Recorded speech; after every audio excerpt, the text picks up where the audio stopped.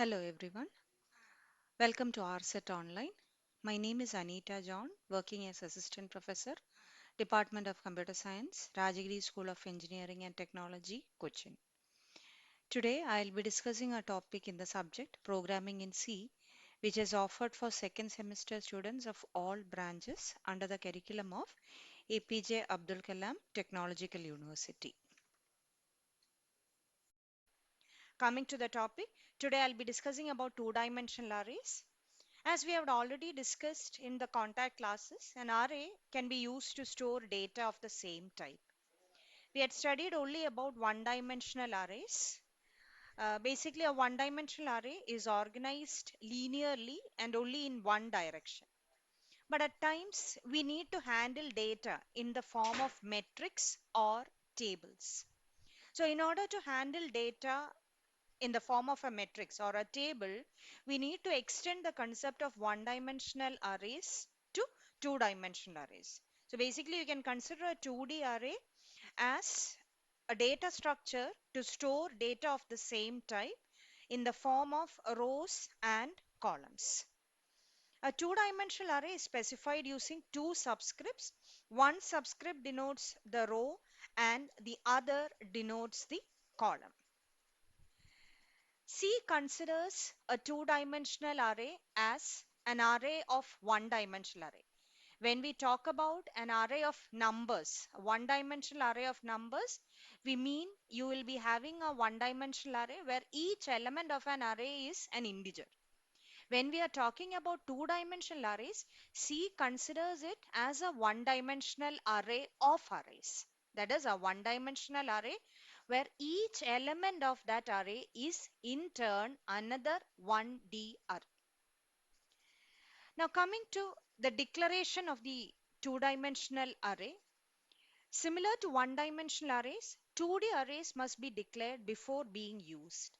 The declaration tells the compiler name of the array, data type of each element in the array, and size of each dimension. A two-dimensional array is declared as data type, array name, the row size, and the column size. So these are the two subscripts that we have mentioned. A two-dimensional m by n array is an array that contains m by n data elements, and each element is accessed using two subscripts. So here I've shown two examples. One is a two-dimensional array of integers where A is an integer array that can hold a total of 12 elements. That is, it's a 3 by 4 array. That is, it can be used to store a 3 by 4 matrix. And the 12 elements are specified in the form of 3 rows and 4 columns. So we have an integer array having 3 rows and 4 columns. Second one is a character array that can store a total of 16 characters in the form of 4 rows and 4 columns. Now, how will you access the elements of the array? So here I have shown an array whose dimension is 4 by 3. As we have already studied, the index of an array, it starts from 0 to maximum size minus 1. So even though we have 4 rows here, the index starts from 0 to 3. And we have 3 columns here. The index starts from 0 and it ends with 2. So to access the element in the second column of the second row, repeat, if I want to access an element in the second column of second row, then I'll be specifying it as A of 1, 1, where the first one indicates the row number and the second one indicates the column number. So if I give you another example, if I specify A of 3, 2, 3 indicates the row number and 2 indicates the column number. So this will help me to access an element which is placed in the third column of the fourth row. So this is how you access the elements of the matrix. Now coming to initialization of two-dimensional arrays. Declaring a 2D array only reserves space for the array in memory. No values are stored in it. So in order to store values, we need to initialize it with values. A two-dimensional array is initialized in the same way as one-dimensional array, except that we have an additional subscript. So I've shown different methods of initialization. We can use either of them. So in initialization, here we have three ways of initializing a two-dimensional array. The first one is we can just specify the row size, column size, and you can display or write the elements that you want to place, insert into the array in the form of a set. That is, you will be having a set of elements which are enclosed within a pair of curly brackets. Another method of initialization is you can specify the elements in each row where those elements are enclosed within another pair of curly brackets. So I can tell with this example, like suppose you have an array having 3 rows and 4 columns. Each row will be containing 4 elements. So each row is specified within a pair of curly brackets. 1 to 4 within one pair of curly brackets, 5 to 8 within another pair, and 9 to 12 within another pair. And all these elements are enclosed within an outer pair of curly brackets. Now, just like we have studied in one-dimensional arrays, here also you can perform an automatic sizing. In one-dimensional array, as you all know, we may omit the size of the array in that subscript. But in the case of two-dimensional arrays, you cannot omit both the dimension, both the size. You have to specify the column size. That is what is given here for a valid initialization. Here, int A, you can omit the size in the first subscript, but the second subscript should be filled with or given an integer in order to indicate the number of columns. This is an invalid declaration. That is, you cannot initialize elements into the array without specifying the uh, subscript values. So these are the methods of initialization. So accessing the elements in the array. Elements in the array are accessed by specifying the row index and the column index of the array. So I can give you an example here. Here you have an array called matrix, which has 4 rows and 3 columns. And how that matrix or that array is stored inside memory is, it is stored in a row major order. Now, what do you mean by row major order? Row major order means the elements in the array are stored row by row. That is, the first elements will be stored in the first row. Then it comes after filling the first row, then it comes to the second row, then next to the third row, and so on. So that is what you call as a row major order. So here the elements in the 2D array are stored in a row major order. That is 10, 20 and 30, they belong to the first row. 40, 50 and 60 belong to the second row.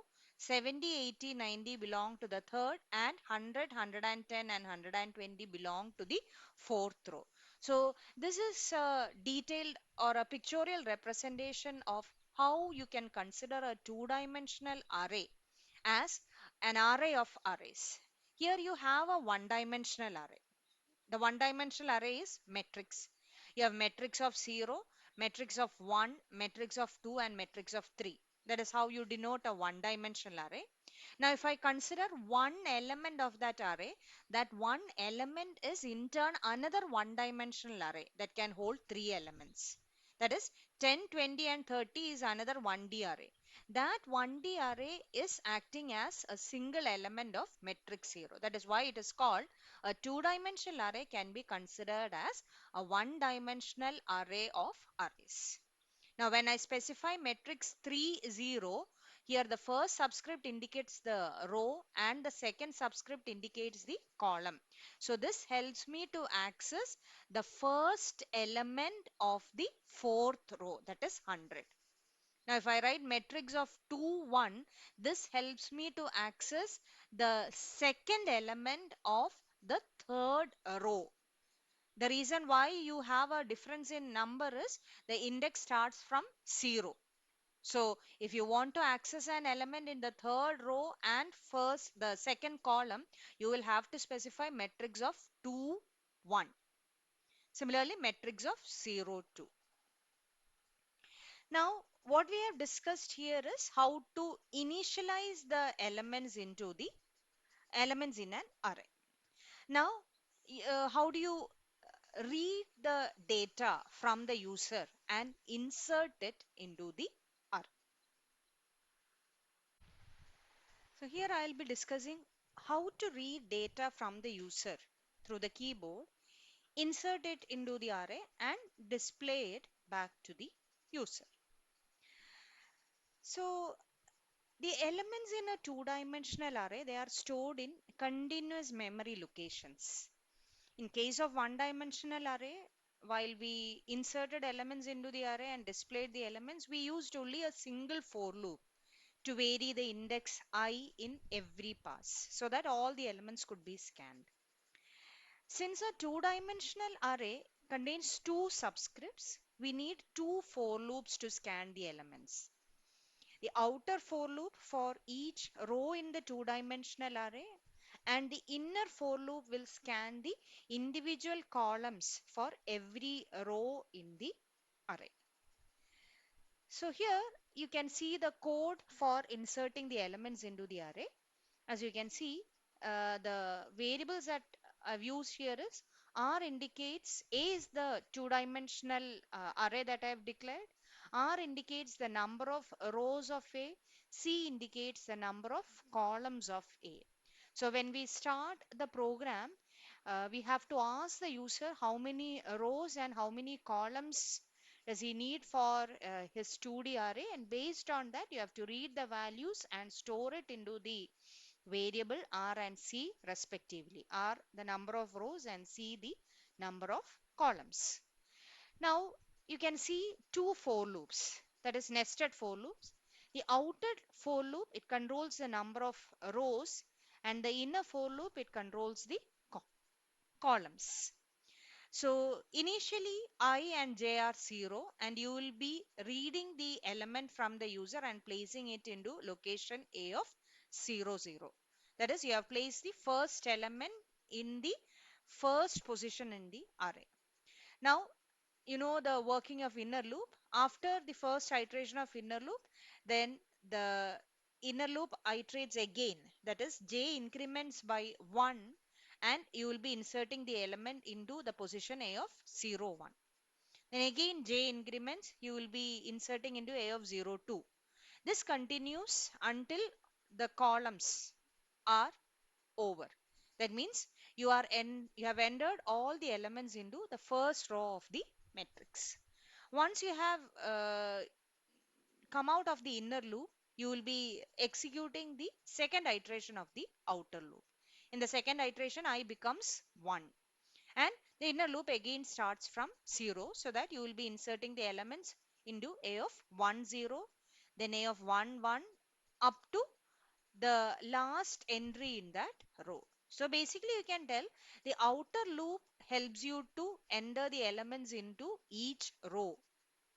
Okay, the first iteration helps you to enter the elements into the first row. Second iteration of the outer loop helps you to enter the elements into the second row and so on. The inner loop basically helps you to insert each element of a particular row. Just like for reading the elements, you need for loops. For displaying the elements also, you need two for loops. The outer loop, it controls the row. The inner loop controls the column. Here you can see I have used a slash t and slash n, which are escape sequences. The reason why I've used this is it would be preferable for the user to see the output in the form of a matrix. So this is an example code that you can try it out by yourself and see the output that you get. Here you can see that the output is displayed in the form of a matrix. So in order to do that, we have used the slash n and slash t. So this is the basic insertion as well as display of 2D array. Now coming to the basic operations on matrices, we have studied matrix operations in our school days. So there, the three or maybe four, including subtraction, the major operations that you have studied maybe addition of two matrices, multiplication of matrices, and how to find the transpose of a matrix. Here, when we discuss about two-dimensional arrays in our programming in C, we will be concentrating more on these three operations because they'll give you an idea of how to deal with matrices. And there are a number of other programs or operations that you can do on a matrix, which I'll be giving you as an assignment so that you can try it on by yourself. The next operation that we are going to discuss here is adding two matrices. Matrix addition is possible only if two matrices have the same dimension, that is the same number of rows and columns. If they have the same number of rows and columns, then addition is accomplished by adding the corresponding elements. What I've shown here is a code snippet where you can see only the basic operation that helps to add two matrices. So here the two matrices to be added are A and B, and after addition the resultant matrix is stored in the array C. So as you can see here, the corresponding elements are added. That is, you have A of ij and B of ij, and they are added and stored in C of ij. And as we have seen before, you need two loops to iterate the rows and columns so that the corresponding elements are added and stored in the resultant matrix. Here you can see a code that shows the addition of two matrices. Here I have taken two matrices A and B, where the number of rows and columns of A are stored in the variables R1 and C1, and the number of rows and columns of matrix B is stored in the variables R2 and C2. After reading the elements of A and B, we check whether both A and B have the same dimension. You can do that before reading the elements also. If they have the same dimension, then you proceed with the operation where you add the corresponding elements.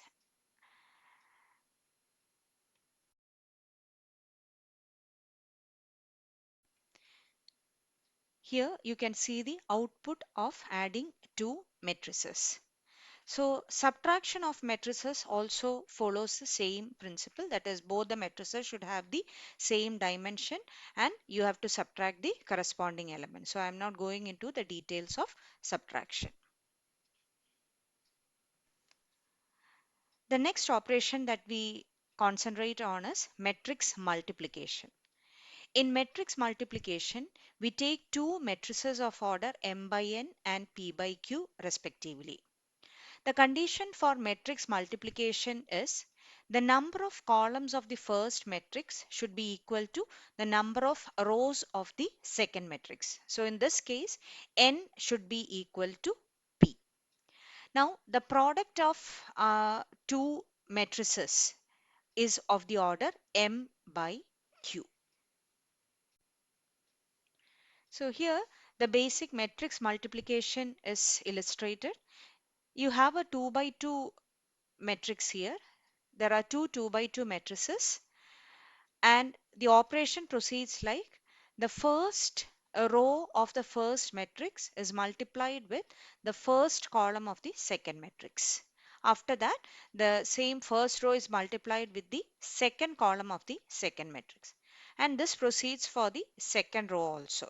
So that is, you can see 1 into 5 plus 2 into 0 and 1 into 6 plus 2 into 7. Similarly, you will be doing 3 into 5 plus 4 into 0 and 3 into 6 plus 4 into 7 to get the resultant 2 by 2 matrix.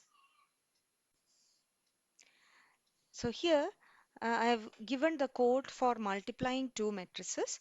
The two matrices to be multiplied are named as first and second, and the resultant matrix is stored in the third array named product or PROD.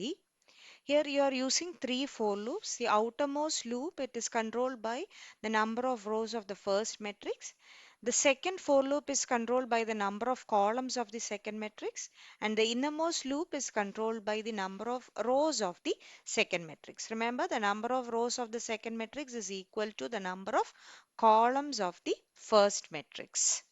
Now, the first iteration, it will be taking I, j and k as 0. So, you will be basically multiplying the first element of the first matrix with the first element of the second matrix. And then you will be adding that product to the variable sum, which is already initialized to 0. That is, you have completed only one part. The next iteration, it will be taking the second element of the first row. That is, in our previous example, you will be taking 2 and you will be multiplying that with the first element of the second row. That is, you are taking 0 of the second matrix. That is, you will be basically multiplying the second element of the first row of first matrix with the first element of the second row of second matrix. So this is a basic operation that happens, which I have already illustrated in the previous slide. So I am not going in depth to this. You can just substitute the values for I, j, k and also m, q and p, and you can understand that this code snippet exactly follows the illustration that was given in the previous slide.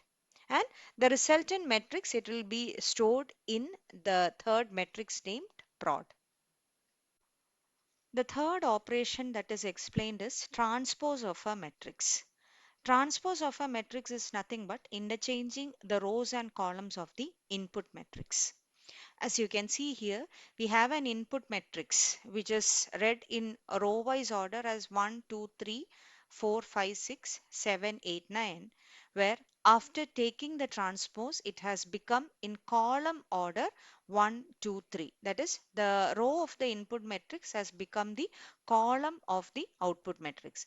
The second row of the input matrix became the second column of the output matrix. And the third row of the input matrix became the third column. This is what you call transpose of a matrix. Here I have shown the code for taking the transpose of the input matrix. Here the input matrix is A, whose order is m by n, that is m rows and n columns. The transposed matrix is stored in the array B, and once you are taking the transpose of A, the number of rows and columns will get interchanged. So that is why here in the outer loop you can see that the number of columns are controlling the loop, and in the inner loop you can see that the number of rows are controlling the loop. And once you have executed this code, the resultant transpose will be will be present in the matrix B. So here I have shown the program for finding the transpose of a matrix. I have read an input matrix A of order m by n, and I have used a matrix B to store the output of the matrix.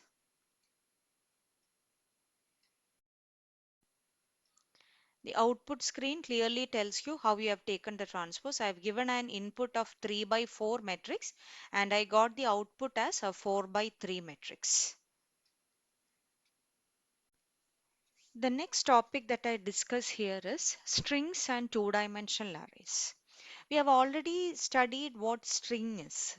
String is a character array that is terminated with a null character.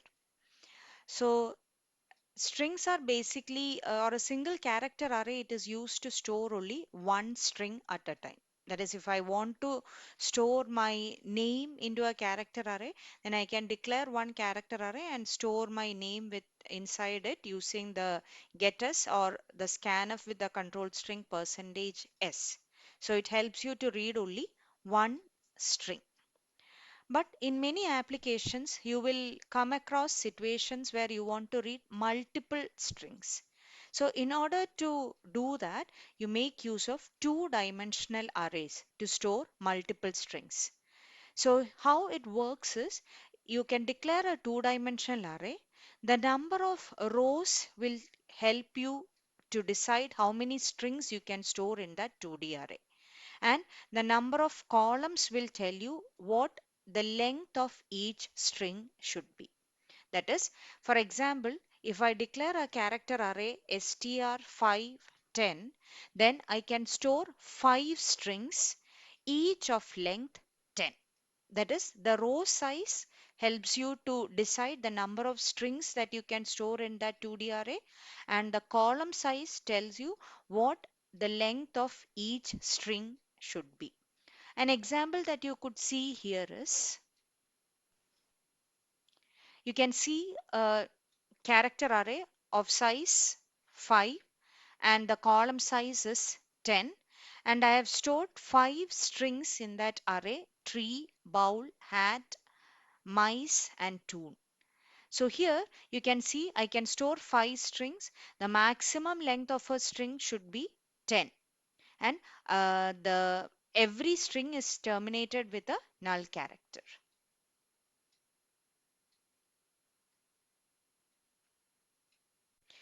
This is the code that helps you to insert strings into a two-dimensional array as well as display the strings. Here you need to use only a single loop. A single loop helps you to iterate between the rows, because each row is used to store a single string. So here, suppose I want to insert 5 strings, I'll be iterating the 2D array using a variable I, and using scanf percentage %s, I'll be storing the strings into str of 0, str of 1 up to str of 4. Instead of scanf and control string percentage %s, I can use getS str of I also. Similarly, to display these strings, I'll be using the single for loop along with the printf statement. The most common application that you find in storing or in dealing with multiple strings is sorting the strings in alphabetic order. That is, you will be given a set of strings. You will be storing them in a two-dimensional array. You will be asked to sort these strings in alphabetic order. So here you can use the string handling functions that you have studied, strcmp as well as strcpy, and sort the strings and arrange them in alphabetic order in the two-dimensional array. So this slide basically gives you an idea of how to do this. Initially, you will be reading how many strings you want to enter, and you will be reading that to a variable count. Then, using the for loop, you are reading the strings one by one from the user. So here, instead of scanf, I'm using getS. So the basic sorting happens here. The operation that you do here is, you will be initializing I as 0 and j as I plus 1. That is, basically you are taking the first string and the second string. Then you are comparing them.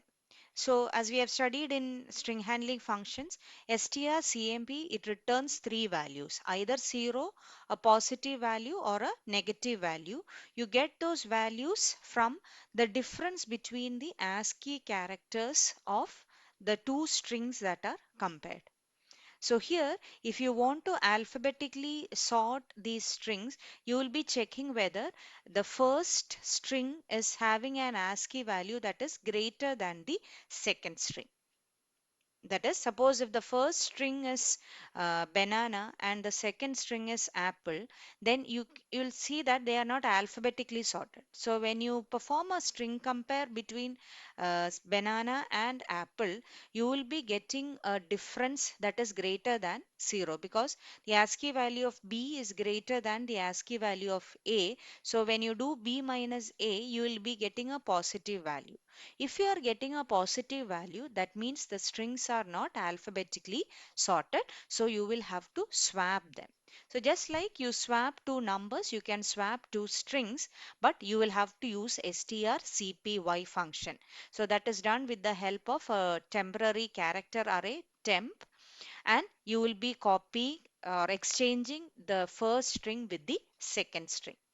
After one pass, then you will be comparing the second string with the third string, and this operation continues until all the strings get sorted.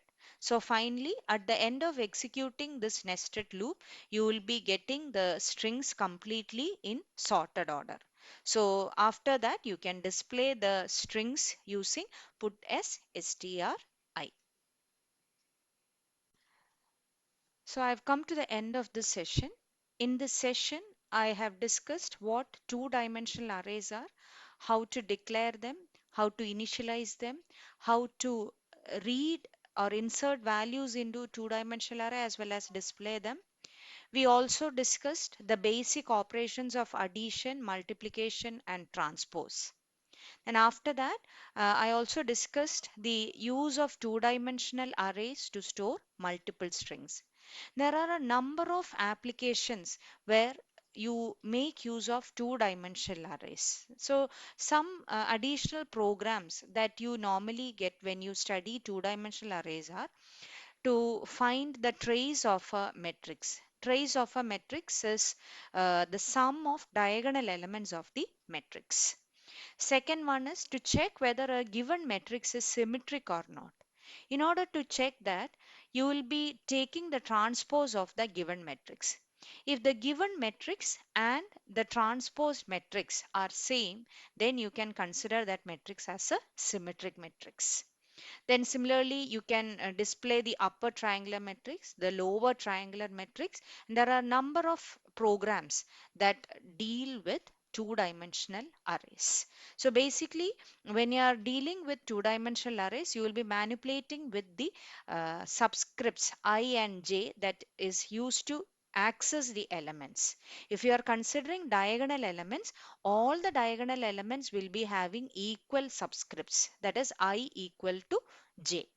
Similarly, if you are talking about the elements above the diagonal, you can see that the row index will be lesser than the column index. Similarly, if you are talking about the elements below the diagonal, you can see that the row index will be greater than the column index. So based on that, we manipulate with the two-dimensional arrays. So please feel free to discuss on any questions regarding this topic. Thank you.